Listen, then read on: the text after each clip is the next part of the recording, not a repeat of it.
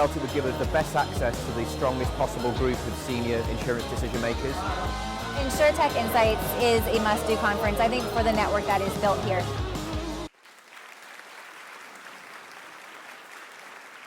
Thank you for coming to this panel. My name is Gilberto Hanna. I'm a managing partner at FinTLV Ventures. It's a VC based in Tel Aviv, but operates globally, focusing on Insurtech, investing in companies, for example, in the USA, like Ancork, Corvus Insurance, Hippo, and Next, and others. And thank you for coming to this panel about driving your organization forward with advanced analytics.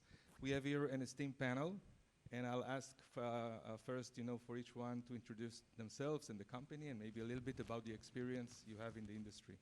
Please. Hi, I'm Kim Pfiffner. I am the CIO for Principal Financial for the Benefits and Protection division of our company. I've been in IT for 32 plus years with Principal, and about 2017 moved over to the insurance side from the enterprise roles that I had played before. All right, I'm Kathleen Ors-Walsh. I'm head of pricing and data science at USAA. It's a financial services company focused on the military community in the United States here. And I've been in the industry for about 20 years. I grew up in P&C insurance and personal lines, and I'm a proud actuary as well. Data and analytics is we live, eat, and breathe it. So excited to be here. I'm Jenn Knight. I'm the co-founder and CTO of a company called AgentSync. We focus on producer lifecycle management in the insurance space. We have been around for 5 years, and I have been in the insurance space for 5 years. Before that, I spent my career in business applications and business technology in some tech companies you may have heard of, LinkedIn, Dropbox, and Stripe. So my background is more about data and business processes driven by data, and then got to experience the insurance space recently with AgentSync. Good morning, everyone. My name is Glenn Hoffman, and I run the data science and AI function at New York Life, one of the biggest life insurance companies in the US. I guess I started my career as an academic and then went in the industry from there. I've been in insurance a long time, first P&C insurance, now life insurance, and excited to be here and talk about AI. Okay. So we'll have a few minutes at the end for questions. So if anyone wants to ask, please prepare the question. I'll give a few minutes at the end. So I want to start with a thought, okay? When I was asked to moderate this panel about advanced analytic, I thought, well, advanced analytic, it's like overdone topic. I think like 20 years analytics and maybe reports and modeling, etc. What can be so interesting about it for the audience to hear maybe, right? Something new. But then I thought, okay, so many things are going in terms of technology and data and customer behavior and versatile products and services. We have so many today that, yeah, maybe analytics as a practice should also be, changed, developed, and maybe organizations have challenges, utilizing analytics and technologies facing those challenges. So I want to start with a general question for each one of you. Maybe Kim, you will start about how do you see the state of advanced analytics in the industry? And the role it can play for the business objectives in the companies, right? In the insurance and maybe also other financial industry. Sure, I'll start on that. Answering the state of analytics at all companies, I think, is very difficult because it can vary greatly from one organization to the next. And there are a lot of factors that play into that. But I believe it starts with the data. Does an organization have a clear data strategy? Do they have a governance program around the data? Do you understand who actually are the data owners? Is it accessible? Is it available? If those things aren't there, if you don't have that strong data foundation, I think it's very difficult to be able to actually have a strong analytics program that can be built on top of that. Answering the question, though, about the role it can play and the value that it can bring, I think is a little bit easier, because I think all of us would agree that having a strong analytics program is critical if you want to achieve that next stage of organizational health and, frankly, remain competitive. Strong analytics can open up a floodgate of information and opportunities. If I look at, for principal, we look at what's the effective and ethical use for analytics. And if you have that, you can streamline processes, you can improve customer experiences. It can drive innovation at all stages of the value chain. So it doesn't matter if it's sales and marketing, if it's pricing, claims, underwriting, risk management. It truly has a role to play, I think, in all of the stages. And I honestly think we've probably only scratched the surface of what's really possible. Thank you. Kathleen? Sure, thanks. And I totally agree. I think I'll take a little bit different tact from my domain expertise in the industry. I think back to when I joined, in terms of the state of the health, or state of analytics within the industry. I joined the industry about 20 years ago, and at that time, I was able to hand price a policy for an insurance, for a customer on a piece of paper.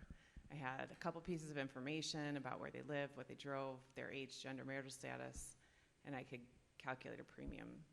Today, 20 years, for those of you who've only, touched in the Insurtech space, have been in the insurance industry for like 5 years or what have you, we have an ecosystem of predictive analytics, internal data, external data, technology, and machine learning and AI techniques that help us get to the right price at a precision level for a customer, for a member, and that's huge. It's an exponential change in the industry, and that's table stakes. That is what we need to be able to do to survive in the insurance industry. As a carrier, as a full stack carrier, we need to be able to price and underwrite at a customer level. And if we can't do that, I think we're not gonna be able to survive. And so that's where the state of the insurance industry is at from like a core fundamentals perspective. You have to have that. And I think many carriers, at least in the personal line side, which is where I play, are at various points in that journey. But it's important that they have programs around proficiency and curiosity within the data and analytics space, and it's essential for the health. So I think that's really, really important. And then, like, going forward, which is what we're talking about here, the next horizon across the whole value chain, I think, is where the additional value is going to come from. It's really exciting to see everything from not just risk selection and pricing, but through the whole value chain of finding demand and finding our customers where they are, and doing it in a cost-effective way is going to be really important for the next phase. Maybe Jen would like to add, or Glenn, whatever. Okay. Sure. I'll add a different dimension. I think, to the point of what has changed in analytics over the last, decade or so, I think it's gotten easier and also more important to not just build models or build solutions, but put them in production and, have processes change based on analytics, have automated decisions being made, every second of every day based on, models that are in production. So I think that the dimension of machine learning operations and the tool set, for that has improved substantially. So, just like DevOps in IT, MLOps in analytics is absolutely key. So, because otherwise it's, you have a lot of models sitting on a shelf, or it's hard to scale production of models. So we have, dozens of models in production across the entire, set of business functions in the company, across, all the business lines. And to get that kind of scale, you have to have MLOps tool set, you have to have a process to scale to production of analytics. Yeah, thank you. So Maybe following up on what you said, Glenn, and I want to mention, if that's okay, that Glenn was chosen as a top data and analytics influencer, right? One of the key leaders in the industry. Well done. I'm still trying to maybe pinpoint more deeply, what is, let's say, the current leading practices in analytics, like machine learning, and to what extent these practices are today employed within the insurance industry. If anyone would like to address, but maybe Glenn will start. Yeah, I can certainly address. Yeah, I mean, I think it obviously varies by company. So I think the more sort of progressive ones in that, like New York Life. I mean, we have a centralized data science and AI team, and we have use cases, across the organization. So it goes from, the distribution side of the house, recruiting models for insurance agents, models that predict the productivity of agents, the retention of agents, to marketing, acquisition models, cross-sell models, retention models, to underwriting. In life insurance, that means prediction of mortality for every applicant, or remaining lifetime, if you want to be precise about it. Models that triage data, what data should we order on this particular application, what might be helpful, what might not be helpful. In the service arena, models that predict transaction fraud, right? We process mountains of transactions, financial transactions every day. Most of those are great and should be processed, right away. Some of them are not, right? So we want to detect the fraud and protect our customers from potentially, money going out the door that shouldn't. To things like geospatial models that determine the office footprint of our sales office. We have sales offices all over the country. We want to make sure they're on optimal locations, optimal sites. Or predicting our real estate investments, location scores on that. So we have use cases, and those are all things that are in production today, right? And there's many others. So I think that that is the power of putting them in production, having models make decisions every day on real business that's coming through, in that sense. So I think that's that's what we should all aspire to, and there was so much more. Even in my practice, there was probably twice or three times as much we could do that we haven't gotten to yet. And with generative AI, the hype, there was even more use cases in that. Anyone wants to add? Sure, I'll add, and I'll kind of take it on the leadership influencing side. I think it's an important part, especially in larger organizations. In an ideal world, your C-suite, all the way through your individual contributors, are well versed in data and analytics. That's not always the case. And I think, when you're trying to get all the value, Glenn described all the different areas in the value chain where data and analytics can improve how we operate, how we serve our customers, drive value. It's not always the case that we're using data analytics well. So I think one of the things that is important, especially in a centralized function, we also have a centralized function at USAA that does all of our data and analytics together, is trust. And it's important that you build trust and relationships with your leaders so you do get models into production, so you do get value. And I think that also is important for the smaller companies that are helping disrupt these big legacy companies and find places to come in. And it's about the value, and it's about being able to help and speak into the business owner's language in their terms, what you can do for them with your models and with your data and with your analytics. And especially in the actuarial profession, some of you may know some of us are really good at speaking in language, and some of us are we speak in actuarialese a lot. And I think that it's important as we lead through the business world and through all this change, we're really good at communicating what you're going to get with this model or this set of data and information. And I think that relationship building and that trust building is critical to driving your organization forward. And I think that's a big part of making sure you're improving how we operate as an industry. Jen? Yeah, I would just echo that. I think Kim said it as well. The strong foundations of comfort with data. Like, do you have the right data being captured? People across the business thinking about that. You can't retroactively go back and get data often. And so as you're starting projects with folks across the business, one thing that I've seen both for our customer base and also in my prior life is to build that trust, you also have to build context on the business.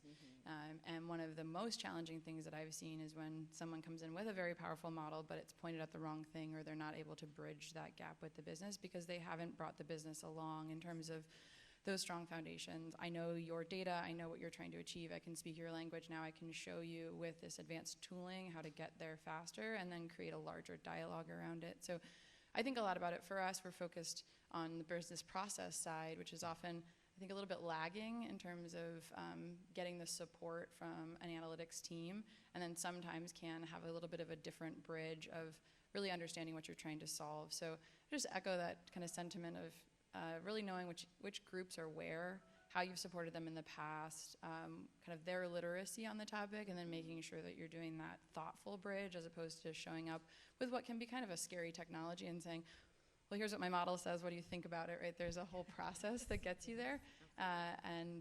What we've found for our customers is as we get them more acquainted with the data and help them answer those questions, of course they ask more and more interesting questions and we can provide more and more interesting answers, but it's that meet you where you are as an internal employee as well, and then be thoughtful about helping people over a course of several months sometimes get to a place where they can start to really drive good business decisions.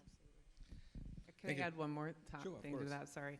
As you're talking about that too, people who know data and analytics don't do it, we're expensive, right? Like we cost a lot for our insurance companies, and especially in a time now where we're tightening on expenses, like the ability to communicate the return on investment or the CBA to the folks who are going to partake in your products and services is really important. And I think that's a transformation in and of itself that the insurance industry can do better, is like communicate the value you get for the costs you're putting in to the people who are doing this for your organizations too. So I'm looking at whether analytics is like a local function. I think maybe Kathleen, you mentioned that, right? We're centralized, yeah. Centralized. But to what extent it should be, across the organization, right? And supporting the organization becoming a data-driven organization, right? Where each business decision, let's say, even local, obviously strategic ones, are based on data and data analysis and insights generated from the data. And my question is, so that could be one thing, to discuss to what extent you see that becoming today as part of companies. But what are the challenges, okay, that's facing organization when trying to become data-driven? There are so many. I want, each one can address from his experience. Maybe we'll start with Jen, because you are a technology provider, and you see a lot of companies, right? So, you can discuss on, challenges you feel more prominent, right? Like culture change and the expertise in technology. Yeah, so I was reflecting on this as we were going to the panel, and one of the biggest advantages I had in my career, to speak kind of to how I think about this with our customers, is when I joined LinkedIn, it was 2011, and I was a Salesforce engineer. But I had the opportunity to sit down and do a SQL class with a data analyst. He was kind of a jack of all trades at LinkedIn, and he did it for anyone in the business who raised their hand. And it was a multi-week course that took us through data that was applicable to our job, applicable to LinkedIn, and got us comfortable with that system. Those SQL skills have served me through my whole career to answer all sorts of questions. And there's obviously a point I hit when I'm like, raise my hand, and I go to a centralized team and say, hey, I've now written a thing that just look away. It's not perfect, but I'm trying to answer that question. And that, combined with being a user of the Salesforce platform, which has reporting and dashboarding out of the gate, allowed me as an individual in the organization to become more data literate and have more access and empower myself to answer questions. I think so my belief is that you should have data analysts everywhere, that it's really dangerous to talk about this only in advanced models as data on high, because it limits the people who are closest to the problem from feeling like they can ask questions about the problem. So the culture there is like, how do you foster a culture of curiosity and accessibility and not fear around data? And now you're asking what's the flip side, right? Data can tell you a lot of different things, and that's the flip side risk.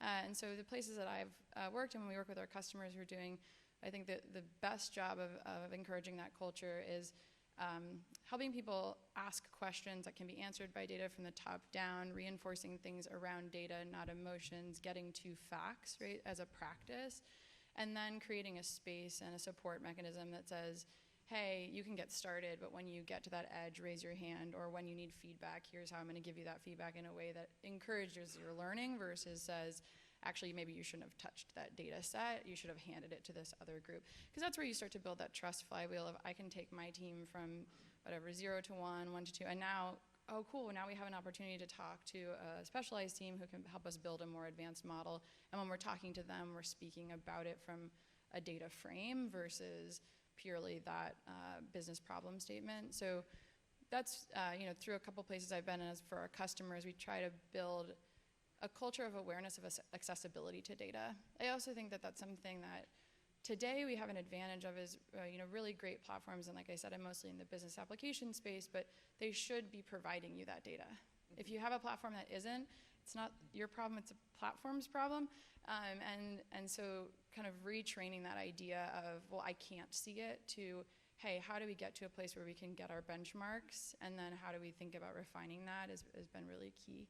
But I'd love to hear about their experiences. Maybe Kim, as a CIO, Yes. you also see, maybe it's part even of your responsibility, to drive analytics within the company, right? So what kind of challenges do you see? Yeah, so you talked a little bit about the org structure, right? Like you mentioned centralized, and we are more of a hub and spoke. So we have that centralized group, and then we have hubs out closer to the business, and those groups have to work very closely together. And working through what should sit in the hub and what should sit in the business, that has been a process, right? And I think for us, what we've found is kind of that guiding principle is, if all of a sudden you start to realize we're solving some of the same problems, why aren't we going together to solve those? And so we've taken an approach of, in places where we've said we should be doing this together, we've said, okay, this person in our business unit, somebody over in retirement, somebody in our asset management, we're going to put them together with some of the central folks for a year and let them really dive into that space and do it together. And then if it's appropriate, they'll come back to the business unit if it's not. So instead of always trying to fix everything with an org structure change, which sometimes can be tempting, we've taken more of an approach of take the people to the work. They don't have to move. They can just go to the work. And that has created a comfort level, because folks don't have to say, well, I'm making this giant leap. No, I'm just going to work on this, and we'll see where that goes and the value that comes out of it, which I think we've seen be very tremendous, a great way to approach that and overcome that challenge. The other thing that you talked about of things have to expose the data. I also have accountability for all of our software engineers in the benefits and protection space. And it is very clear to them that they own the applications. Reminding them that they own the data product that sits under that application has been something that we have had a large focus on. And sometimes it actually takes a data person to go sit on that team to really create that passion around the data and not just the software. Glenn? Yes. I can add on to this a little bit. So I think we have sort of institutionalized a little bit of the community aspect and the separation between the central group and the and sort of distributed. I mean, we have business analysts, I would say, distributed, in all the various functions and business areas. What we've done is we created a pretty big education program. We call it the Data Science Academy. And that's really open to, it's not so much targeted towards my team, it's targeted towards anybody in the company who has an interest in data science. So we've curated like learning tracks. We took online learning content, we curated learning tracks, we created a little bit of a motivational structure around that. We have, ceremonies when people graduate, and and we have little prizes and all that. So that has actually become one of the biggest and most successful learning programs in the whole company. So this sort of pulls people in, and it creates and then we have, events with internal speakers, external speakers. So that creates a community of like data, business analysts, data scientists, who then interact. So then through that community, we build relationships with all of those little groups that are distributed, and sort of they know what they can do on their own. That's great. When they need, when they want to do something more advanced, then they call us, and we come and we collaborate. But it gives us a point of contact, in marketing, in distribution, in product, so for various points of contact. So that makes that collaboration a lot easier. And then I also run like a frequent sort of I call it like the analytics leaders meeting that I chair. So all the leaders of like business analyst groups or different sort of analytics data type groups, we get together in a meeting about once every 2 months, and then we sort of discuss joint topics. So that avoids the duplication of work problem, which otherwise can proliferate quite a lot. So that's how we've institutionalized it.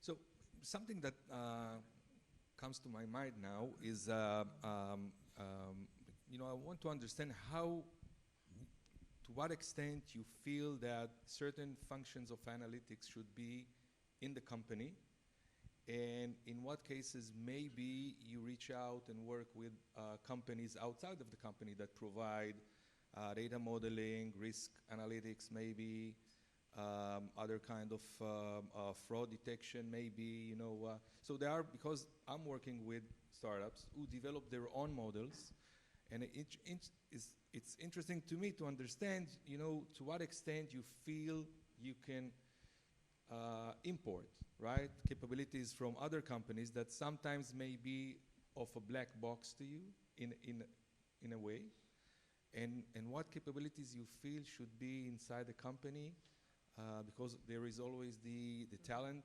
challenge, and what, data scientists you can acquire or other companies. Kathleen, maybe you can Sure, share. I'll start a little bit. As I hear you ask the question, I think about just the state of the organization. I think scale matters. You first have to understand your own costs and the ability to do it yourself or partner with somebody else. I think that talent is important. So do you have the talent internally to do it yourself, or do you need to go purchase that expertise and learn about the talent? I think the problem you're trying to solve is important in prioritization. So sometimes the more important problems are distribution, and you don't have that mechanism in place well enough. So let's go get it from somewhere else, learn about it, and then determine as we learn and on board if it's more advantageous for us to do it internally or not. And so I really do think, if you think about, I like frameworks, so people, process, technology, information, and the cost to get those into your organization, and the priority of the problem you're trying to solve with that data or analytic product. I think that's a really good place to start for any organization. So that's just a high-level view of my thoughts, but I'd love for you guys to add. I'll say as a vendor, when I think about it, I think always about our success, and ours is not an analytics product, but I think it applies here. Our success has a lot to do with who do we have on the other side, their expertise, and how do they support and challenge us as a vendor coming in. And I've seen this in my past life with analytics products in particular, bringing them in, where sometimes the business has sold this idea of this tool is going to come in and solve this problem, but actually there's a lot of foundational work that they need to have done, and they don't necessarily have that support. So I think data, for me in my past life, I've always been a little nervous about that when I don't have the internal expertise. And so I really would echo that, like, who do we have that we're extending with this purchase versus trying to fully replace that expertise in-house? Because you're always, and I'll put my vendor hat on again, like, we have the best interactions and the best time with customers who come with someone inside who has that deep expertise, who knows what they're trying to answer. They haven't had the tooling to answer it. And then we give them that tooling, and it's just like the light bulb comes on, and they start to ask all these different questions.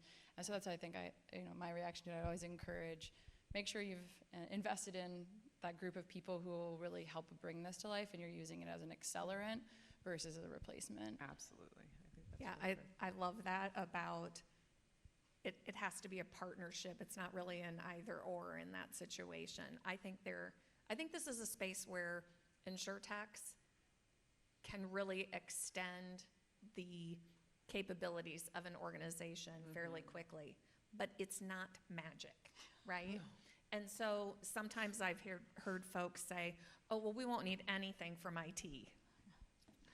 Well, you kind of do. You kind of do. Right? Absolutely. And so I think it's really important to go in eyes wide open, that you're going to need to come to the table that way, and that it has to be something that you're doing together. Otherwise, the silver bullet thing just doesn't play out the way that people want it to. I agree.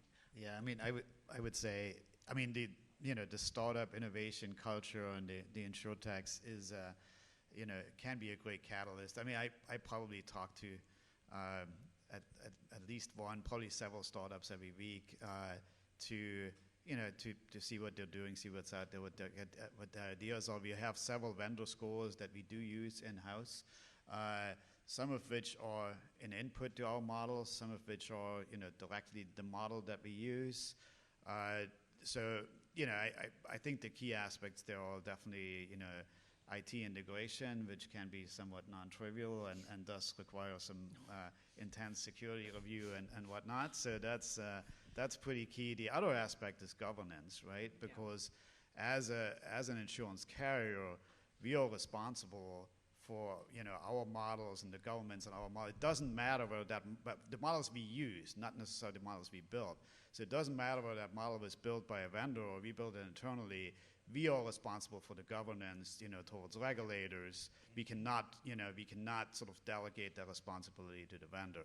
So there so the model governance that we do applies equally to vendor models as it does to internal Glenn, models. I love that, because when you said black box, I kind of went, Yeah, Yes. right. you Right. too. So that, because we are Yeah. accountable. Yeah. And so that an insurtech that can expose, though, how that was done, and so that you can be able to explain it, because they're not going to go to the vendor to ask how is that being calculated. They're going to ask the person that's sitting inside the company. yeah, so any vendor who wants to sell me a model, they can expect a lot of questions. Now, if the answers are good, I might buy the model, right? It's okay. But if you don't want to answer the questions, then that's kind of a deal breaker right there. Absolutely. 100%. So moving forward, if that's okay, because we're running out of time and it's an amazing discussion. So a little bit about the data challenge, right? So you have magnitude amounts of data, right? Do you know what to do with it, right?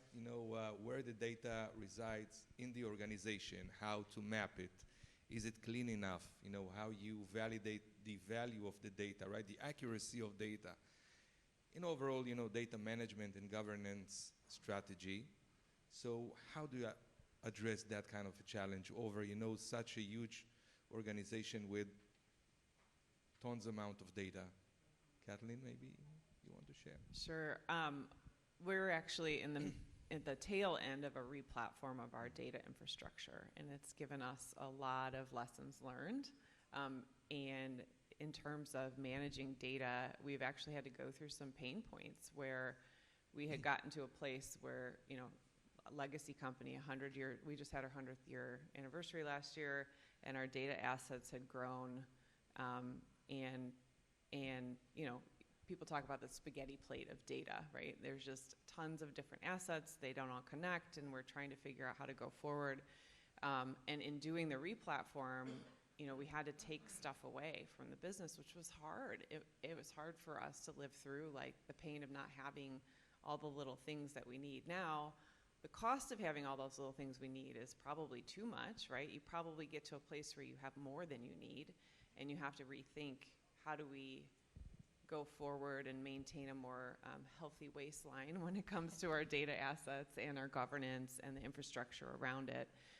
And so I think right now it's given us a place to step back and rethink about what's essential, what do I need on day one when I'm launching new functions or new products into the market, what like essentially is really important. And then you can start to reground from there and create more value outward, but getting a kind of fresh start on the ability to look and govern, where's the data go, how do we clean it, leverage new tools to clean it, like the ability to use AI to like point out places where something doesn't look quite right is great. Like it takes so much less human power to do that. And so now we're going through that journey. And now our next phase is to kind of understand how to use cloud-based data consumption versus how we've done it before. The cost structure of that changes a lot in an organization too. So I'm rambling a little bit, but there's a ton of considerations when you're trying to understand how to manage your data in an organization, for sure. So any questions someone wants to share? Please. I can reach out with you with a mic. Thanks, Gilbert. I think the question is for all the panel. Actually, it seems you've all implemented something very successful within your organization, right? How did you start? What were the challenges you were faced with? And what would you attribute some of those successes to that got you to where you are? I'll start really fast. I go back to my second conversation here this morning is trust and relationship building. And it's about putting value, like you shop it, you become a salesperson, right? You're like, here's my idea, here's what I think it's gonna get us. But I gotta tell that story in like 10 different languages to the different stakeholders that care and fund it, right? And so I think honestly, it's just, you start from relationships, you start from building trust, you start from speaking in their language and showing them the value, and knowing how to navigate that is pretty critical. Yeah, I completely agree with that. That's absolutely the start. And then once you have that, and once you get some projects going, you have to execute, and you have to implement, and you have to deploy, yes. Because otherwise there's no value. And when there's no value, you're not going to last very long. Exactly. We didn't even plan that answer. It was great. Yeah, I also just echo you too, but you can never skirt the foundations.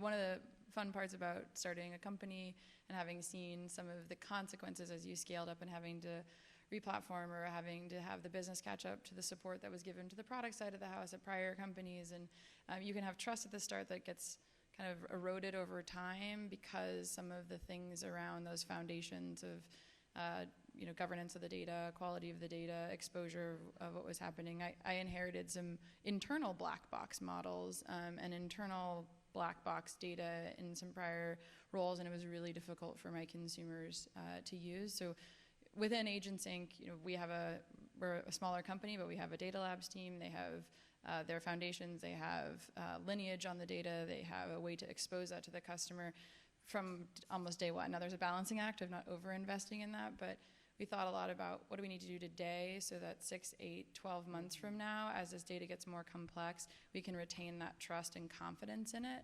So it's not just a one shot every time. And that's about where we go in the future. And I think also you're going to replatform every once in a while. So be okay with that. Move with a little urgency and honesty around it. I love the combination of all of that because you have to have the buy-in. You have to be able to execute, right? And I think execute quickly and show some wins, and then find your advocates, show them the successes, and let them start telling the story for you, right? Because it does become kind of a ripple, and getting somebody bought in at the beginning, getting that next person bought in is easier when you can show them what's the value that's already been delivered. So I want to ask, because I think that no good discussion about analytics will be good enough if we weren't to discuss generative AI, right? So is it, do you see it as what, new development in the capabilities of analytic people, or is it like will replace some of the functions they do? Do you trust it? Because this is more black, it's blacker than black, right?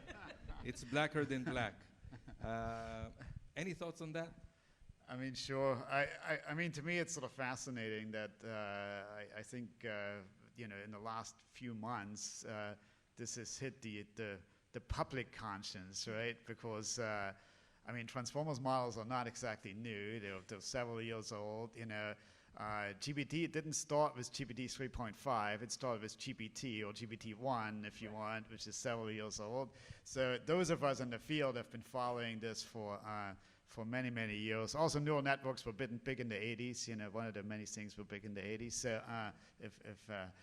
So, so it's not new, but it is new in the public awareness and perhaps also in our senior management awareness, which I think we've all experienced, you know, recently. But I mean, it's another tool set. It's a very powerful tool set.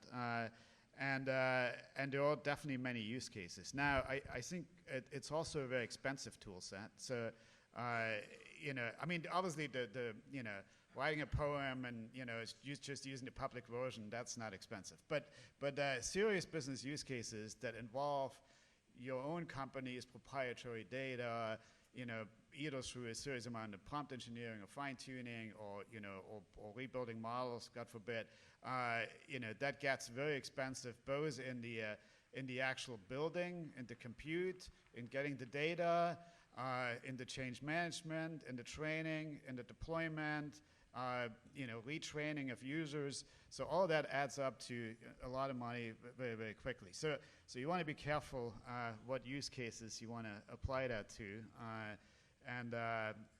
But for those use cases, it can be extremely powerful. You know, and then of course there's governance, which I think is an open question right now. Any additional thoughts, if someone wants to add? I think from my perspective, one of the roles that we play in the insurance industry is really to understand bias and fairness. And I think that's going to be the next level of, you know, it's exciting. Like, there's some amazing capabilities that this, the large language models and generative AI gives us. But it's just going to create a next phase of how do we measure the end result, the outcomes to our customers, how do we manage it, and how do we do it in the most efficient and effective way in an unbiased manner. Yeah, we talk a lot about it's the responsible use of it. Yeah. And so folks are like, let's go. And then it's like, okay, but we've got to do it responsibly and make sure that we're taking into account the things like the bias that could be built into it, how we can explain the answer that was given. So to me, it comes down to responsible use. Okay, then, we've come to an end. I want to thank you all for coming, and the panel, Kim, Kathleen, Jen, and Glenn. Thank you very much. Thank you. Thanks, everybody. Thank you.